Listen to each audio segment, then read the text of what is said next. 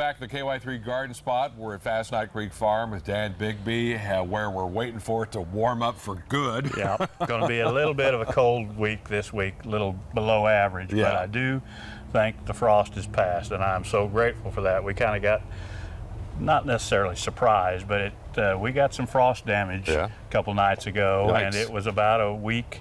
The average last frost is the 15th of April, so we were several days past that. But you know, what you need to be aware of is, I think in 2020, it frosted on the 8th or 9th of May. So, you know, Noted. we're not out of the woods till That's about right.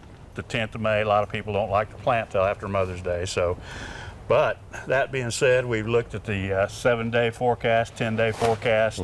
I think there's a 38 in there, so it's time to shave this beard and move all this stuff out of the greenhouse and act like it's springtime. All righty, and lots of color, I see. Lots of color. We're getting ready to fill up and have people come in and get their gardens full. But I think as soon as you get your beds ready, it's safe to plant tomatoes and peppers and all the warm season stuff. So it definitely is garden time. All righty. Speaking of tomatoes, let's talk about this variety. So this is a Supersonic. It's a great variety. Super Steak's a good variety. Big Beef's a good variety.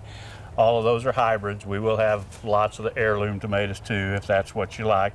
Not quite as productive and maybe a little less disease resistant, but very high in flavor. Always So, worth the wait. Yes, indeed. Okay. And tell us about regular hours. So we're Saturdays 10 to 6. Okay. And Sundays 12 to 5 for about another 2 weeks. All right. If you catch us here, that's fine, but then I've got a gal getting out of college and we'll be 6 days a week then. Okay, sounds good. All right, Dan, we will see you next week.